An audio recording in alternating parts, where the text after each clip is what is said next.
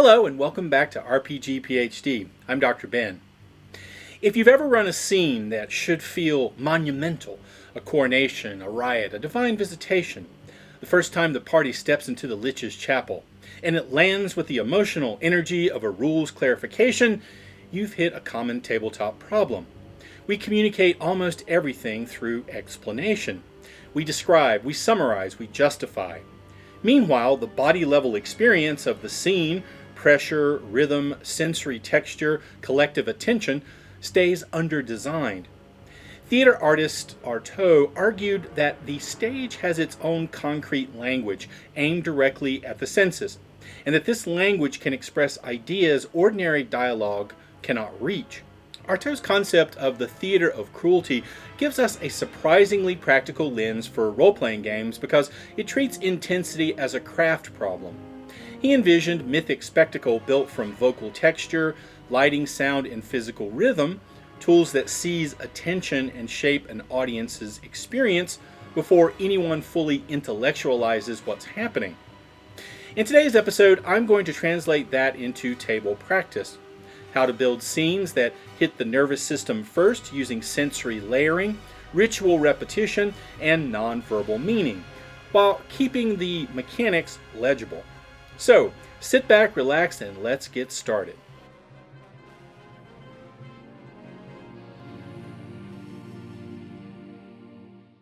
Antonin Artaud was a French poet, actor, and theorist writing in the early 20th century, working in the orbit of surrealism and experimental theater. His most influential essays were collected in The Theater and Its Double, where he lays out a radical dissatisfaction with literary, dialogue-driven stagecraft and calls for a theater that communicates through gesture, sound, rhythm, and spatial design rather than through text alone. Artaud uses the phrase cruelty in a way that often gets misunderstood. He was not primarily interested in bloodshed or shock for its own sake. In his writing, cruelty points towards rigor, necessity, and an unrelenting pressure placed on performers and audiences alike. A demand that theater operate with the same visceral force as a ritual, plague, or mythic ceremony.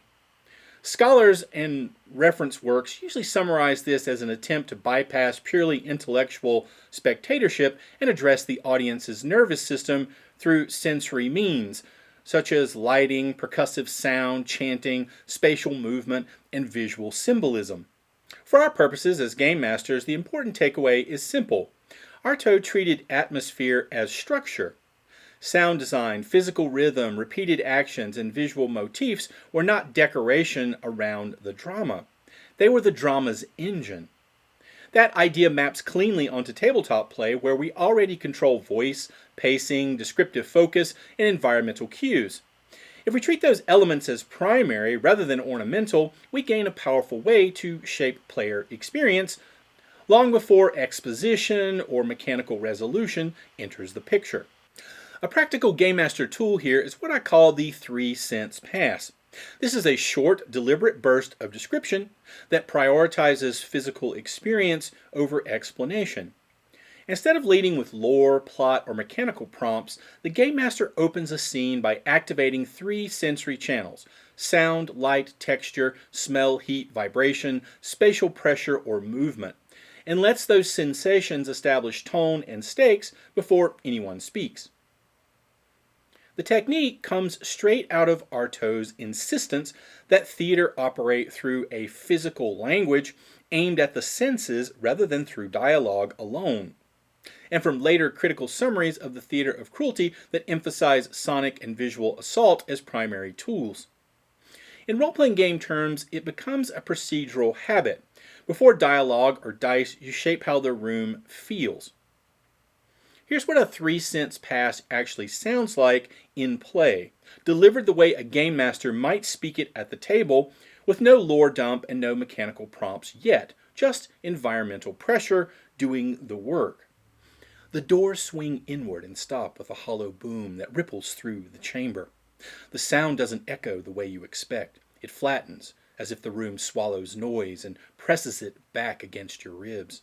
Somewhere above you, something metallic rings once, then again. slow, deliberate, out of rhythm with your breathing.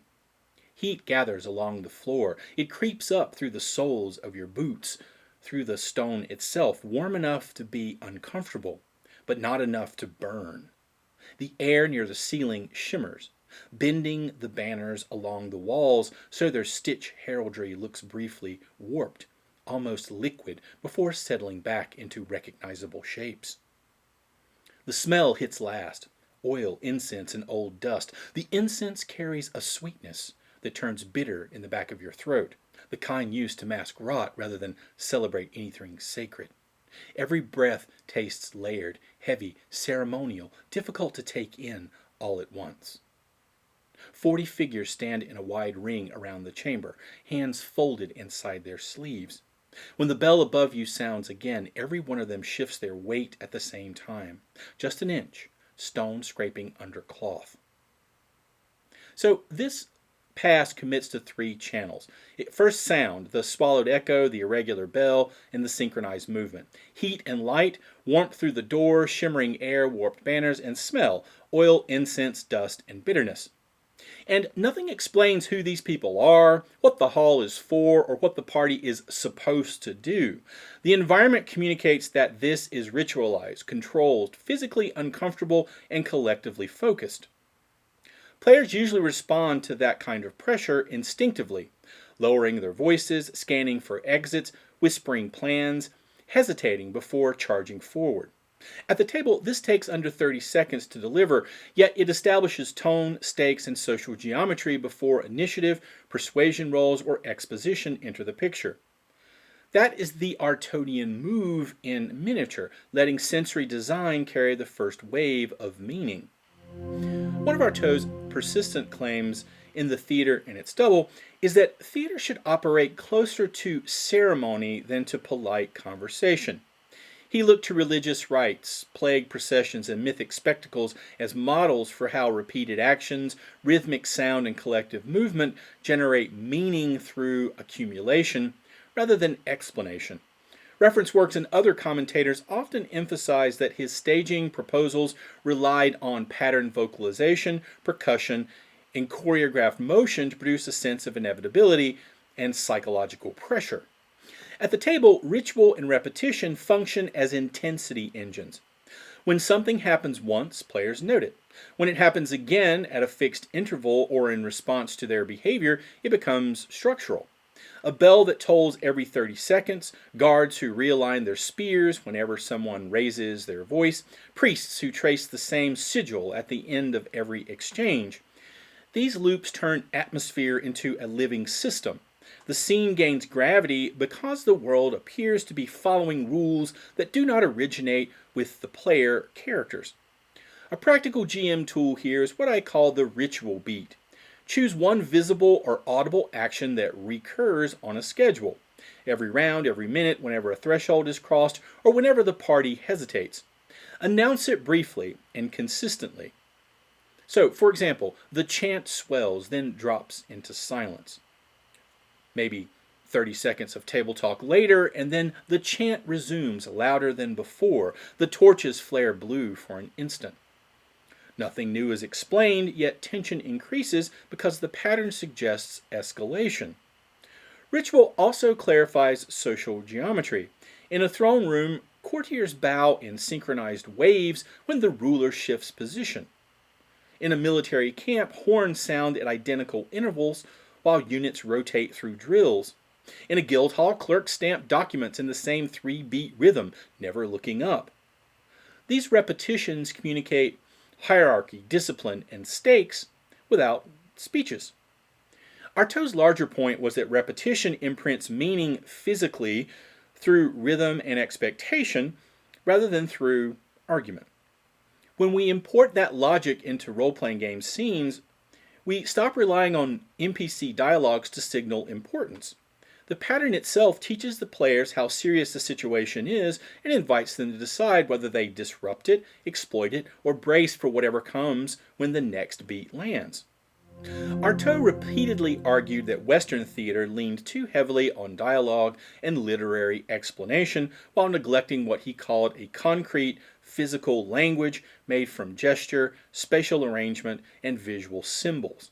Masks, costumes, movement patterns, props, and soundscapes were meant to operate as carriers of meaning in their own right, shaping how an audience understood a situation before a single line of dialogue clarified it. For tabletop play, this suggests a simple discipline. Replace one explanatory speech in every major scene with a physical action or environmental cue. Instead of an NPC telling the party that the court is nervous, show scribes snapping quills and stacking papers too carefully. Instead of explaining that negotiations have stalled, describe both sides refusing to sit, standing through the entire exchange, while servants hover uncertainly with untouched trays. Instead of warning that a temple is dangerous, let the acolytes flinch whenever a bell rings somewhere under the floor. Objects work the same way. A sword laid carefully across a treaty table becomes a threat without anyone having to name it.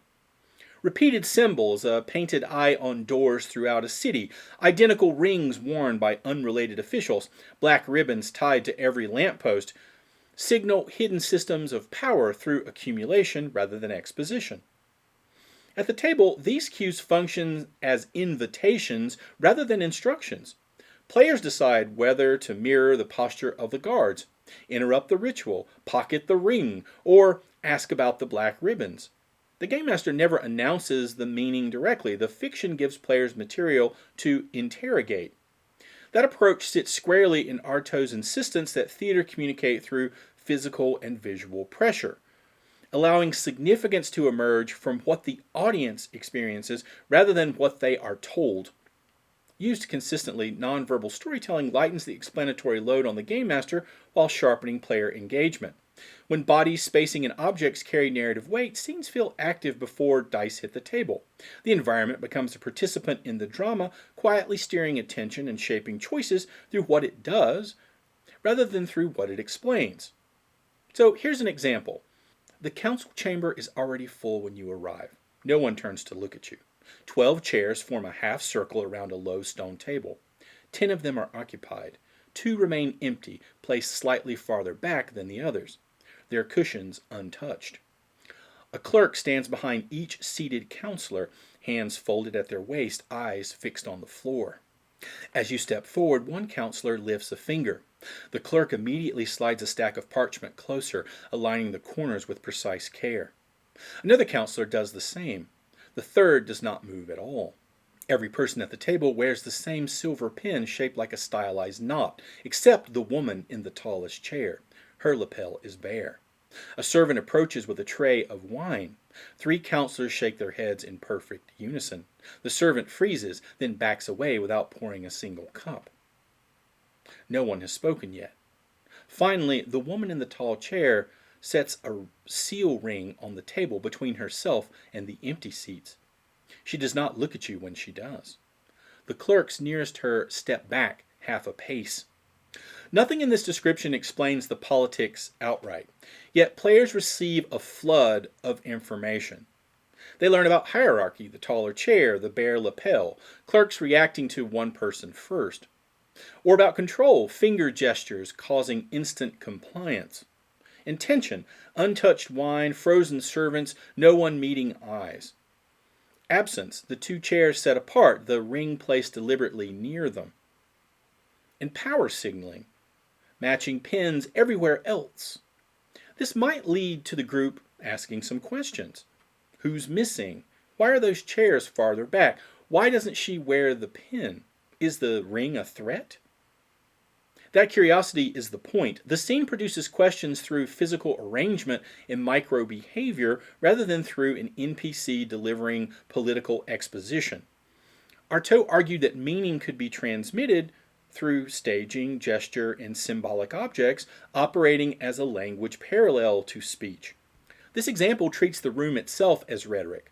The choreography of clerks, the placement of furniture, and the handling of objects carry the dramatic load. At the table, this does 3 useful things at once. It creates tension before dialogue begins. It gives players investigative handles, and it encourages action instead of passive listening. Once the players speak, the social scene already has some momentum. The environment has made its opening argument without a single character delivering a monologue. Artaud's writing frequently returns to the idea that theater should unsettle habitual ways of perceiving the world. He proposed staging that fractured ordinary spatial relationships, disrupted comfortable rhythms, and replaced familiar theatrical signals with sensory contradictions. Techniques meant to shake spectators out of passive observation and force a more alert, embodied form of attention. When translated to tabletop play, this principle requires care. Disorientation belongs in the fiction, not in the procedures of play. Dice systems, turn order, and player agency remain stable. What wobbles is the world as the characters perceive it. Distance feels unreliable. Sound arrives out of sequence. Architecture resists simple geometry. Time stutters in small, unnerving ways. The table stays oriented even while the characters lose some of their footing. A practical game master tool here is what I call the reality glitch. Introduce a single, contained physical impossibility and then treat it as if it belongs there. The torches cast shadows that lag a heartbeat behind the people holding them. Footsteps echo before boots hit stone. Rain falls straight down in one half of the courtyard and sideways in the other. Bells toll without visible ropes or hands to move them. The key is restraint. One violation of expectation is more powerful than a dozen competing oddities. And used sparingly, these disruptions reframe a scene instantly. A palace corridor becomes ominous when portraits blink between steps. A battlefield feels unreal when explosions make no sound until several seconds later. A sacred grove acquires authority when wind bends every tree except the one at its center. Players stay grounded in the rules while their characters confront a reality that has begun to slide sideways. Artaud believed that this kind of sensory contradiction could jolt audiences into heightened awareness, forcing them to experience the stage with their whole bodies rather than through detached analysis. In role-playing game terms, controlled disorientation accomplishes the same thing. It sharpens attention, slows reckless action, and signals that ordinary assumptions no longer apply, even though the game itself remains perfectly legible. So here's an example. The passage ahead is straight. Stone blocks, torch brackets every 10 feet, a red carpet runner down the center. You can see the far door. When you take your first steps forward, the torches flicker. Not in brightness, but in timing. The flame bends a fraction of a second after the air moves. Your cloaks stir. The fire follows. Another step. Your boots strike the floor and the echo answers before the sound of leather on stone reaches your ears. The rhythm stays consistent, just reversed. Halfway down the hall, you pass a row of portraits. Every face is turned slightly toward the doorway behind you. As you walk, they rotate slowly, so that their eyes remain fixed on the empty space you left rather than on you. The carpet wrinkles underfoot as if something presses upward from beneath it. When you glance back, it lies flat again. The far door has not moved. The distance to it feels longer than before. Only one principle is in play, a single category of impossibility. Timing and physical response has gone wrong. Flames respond late, sound arrives early, paintings track absence rather than presence. Distance stretches. The game master never changes movement rules, perception checks, or spatial measurements unless the system calls for them. The world's behavior shifts, not the mechanics. Players remain free to advance, retreat, test the torches, cut the carpet, or mark the walls. At most tables, this sort of description immediately alters behavior. Players slow down. They start asking sharper questions. Someone says, "I touched the wall." Another says, "I'm watching behind us." The environment has changed the decision landscape without a single stat block entering the conversation. Artaud advocated for theatrical spaces that destabilize everyday perception through sensory contradiction and spatial distortion.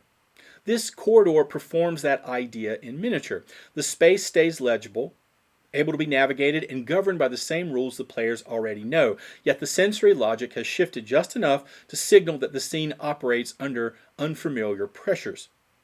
That tension, procedural clarity paired with fictional unease, is exactly what controlled disorientation aims to produce at the tabletop. So now let's look at some practical applications for game masters. Up to this point, we've been talking theory. Artaud's emphasis on physical language, ritualized rhythm, nonverbal meaning, and perceptual destabilization. What follows is the translation layer, the parts you can prep in advance or deploy mid-session without rewriting your campaign. Think of these as operational switches rather than aesthetic flourishes. Each one comes directly out of the principles we've just covered. So, treat atmosphere as structure.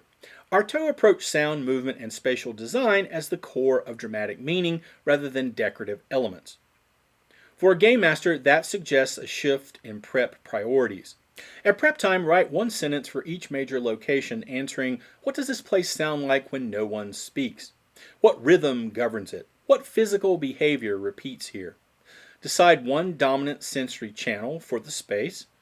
Echoing stone, wind pressure, incense, grinding machinery. At the table, open scenes with environment before dialogue.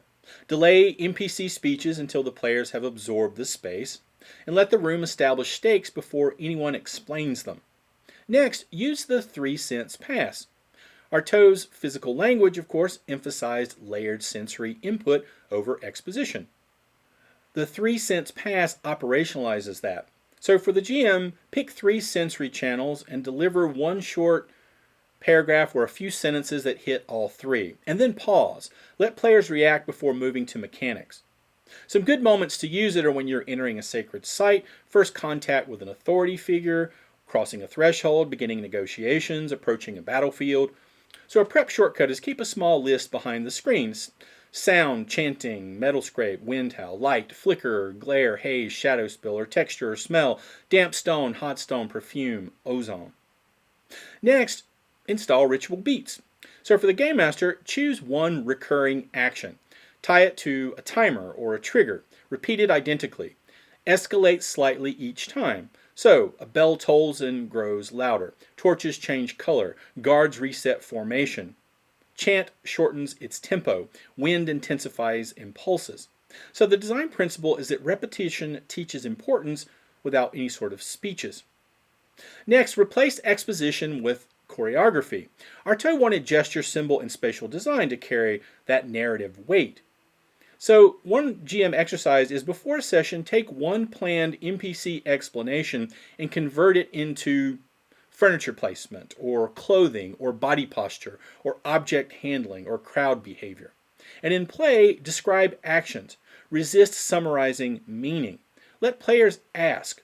You want to signal political tension, so it might be refused seating or frozen servants. If you want to show religious power, maybe you have kneeling crowds or synchronized chants. And fear might be guards tightening their grips on their weapons, doors barred against any sort of threat. Deploy reality glitches. Artaud's disruption of perceptual norms aims at shaking complacency without abandoning structure. So the Game Master procedure is pick one physical rule to bend. Keep everything else normal. Describe it calmly. Do not explain it immediately. So here's some categories that might work well. So timing, sound, early, late, shadows behaving oddly, distances stretching, wind ignoring geometry, light coming from nowhere. Again, remember the disorientation belongs to the characters, not to the table or to the mechanics. Taken together, these techniques transform Artaud from an abstract, avant-garde figure into a working game master's design kit. They let the world exert pressure through rhythm, space, and sensation. Exactly the sort of theatrical force Artaud argued for in Theater and its Double, while preserving the clarity and agency that tabletop play depends on. So that brings us to the end of today's dive into Artaud and how his Theatre of Cruelty can function as a general-purpose intensity engine at the tabletop. Sensory priority, ritual beats, nonverbal storytelling, control, disorientation, and sound as structure, all working together to shape player experience before exposition ever enters the room. If you try any of these techniques in your own games, I would love to hear how they went, or if you have your own techniques, please drop a comment below with the scene you used them in and what surprised your players. If this was useful to you, give the video a like, subscribe to the channel, and share it with a game master who loves atmospheric play. And as always, thanks for watching. See you next time.